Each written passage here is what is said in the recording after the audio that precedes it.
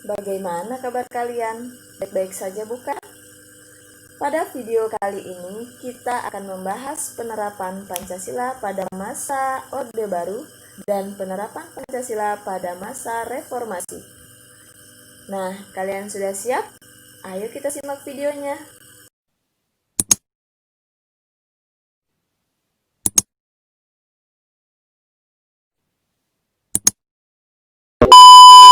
Gimana kabar kalian?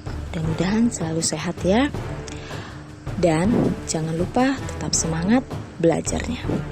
Oke, pada kesempatan kali ini kita akan membahas tentang penerapan Pancasila dari masa ke masa part 2. Kalau pada video sebelumnya kita sudah membahas tentang penerapan Pancasila dari masa ke masa part 1, yaitu dimulai dengan penerapan Pancasila pada masa awal kemerdekaan yang berlangsung pada tahun 1945 sampai dengan 1959, kemudian masa Orde Lama yang berlangsung pada tahun 1959 sampai dengan 1966. Nah, pada video kali ini kita akan membahas penerapan Pancasila pada masa Orde Baru yang berlangsung pada tahun 1966 sampai dengan 1998 dan penerapan Pancasila pada masa Reformasi yang berlangsung pada tahun 1998 sampai dengan sekarang. Oke, selanjutnya kita akan membahas bagaimana penerapan Pancasila pada masa Orde Baru yang berlangsung mulai tahun 1966 sampai dengan 1998. Era baru dalam pemerintahan dimulai setelah melalui masa transisi yang singkat, yaitu antara tahun 1966 sampai dengan 1968. Lalu, kapan sih dimulainya masa Orde Baru ini? Masa Orde Baru ini dimulai sejak dikeluarkannya pengumuman penyerahan kekuasaan pemerintah kepada Jenderal Soeharto sebagai pengemban ketetapan MPRS nomor 9 MPRS 1966 pada tanggal 20 Februari 1967.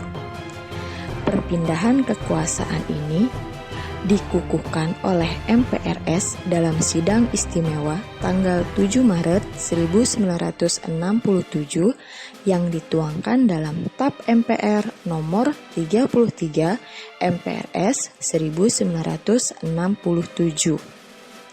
yakni dengan mencabut kekuasaan Presiden Soekarno dan mengangkat Soeharto sebagai pejabat presiden hingga dilaksanakan pemilu. Nah, apa sih visi utama dari pemerintahan ini? Visi utama pemerintahan Orde Baru yaitu melaksanakan Pancasila dan undang-undang secara murni dan konsekuen. Adapun bagaimana pelaksanaan dari masa ini, yaitu pembangunan nasional dilakukan secara bertahap dan berkesinambungan melalui rencana pembangunan 5 tahun atau yang dikenal dengan Repelita, dan program pembangunan yang tertuang dalam garis-garis besar haluan negara atau yang disingkat dengan GBHN. Nah, tahukah kalian, pada masa ini juga terjadi atau dimanfaatkan untuk kepentingan golongan dan melenggangkan kekuasaan. Kebebasan berpolitik, kebebasan pers, dan berpendapat dibatasi. Pembatasan kebebasan berpolitik itu sendiri ditandai dengan adanya kebijakan pembatasan jumlah partai politik. Tahukah kalian ada berapa jumlah partai politik pada masa Orde Baru ini? Ya, ada 3. Yang pertama, Partai Persatuan Pembangunan. Yang kedua, Partai Golongan Karya atau Golkar. Dan yang ketiga, Partai Demokrasi Indonesia atau PDI. Selain pembatasan kebebasan berpolitik, pada masa Orde Baru ini juga terjadi pembatasan pers dan berpendapat. Hal ini ditandai atau dibuktikan dengan adanya banyaknya kasus di brandelnya beberapa surat kabar. Kemudian pencabutan izin penerbitan majalah. Itu tadi beberapa bukti pembatasan pers dan berpendapat. Namun pada masa Orde Baru ini, perwujudan nilai-nilai Pancasila secara murni dan konsekuensi dalam kehidupan berbangsa mengalami pasang surut. Dalam pemerintahan ini juga terdapat kelebihan dan kelemahan terhadap penerapan Pancasila maupun Undang-Undang Dasar Negara Republik Indonesia tahun 1945. Nah, selanjutnya kita akan membahas bagaimana penerapan Pancasila di masa reformasi yang berlangsung pada tahun 1998 sampai dengan sekarang.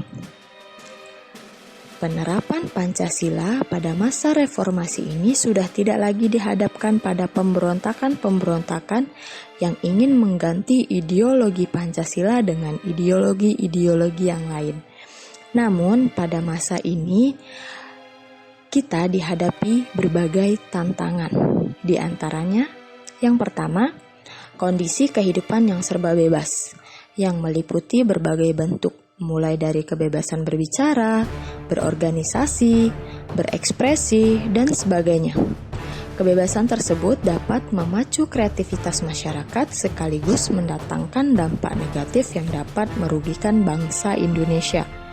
Yang kedua, menurunnya rasa persatuan dan kesatuan. Yang ketiga, perkembangan dunia yang sangat cepat dan mendasar seiring dengan berpacunya pembangunan bangsa-bangsa. Nah, itu tadi bagaimana perkembangan masa reformasi Pancasila diterapkan.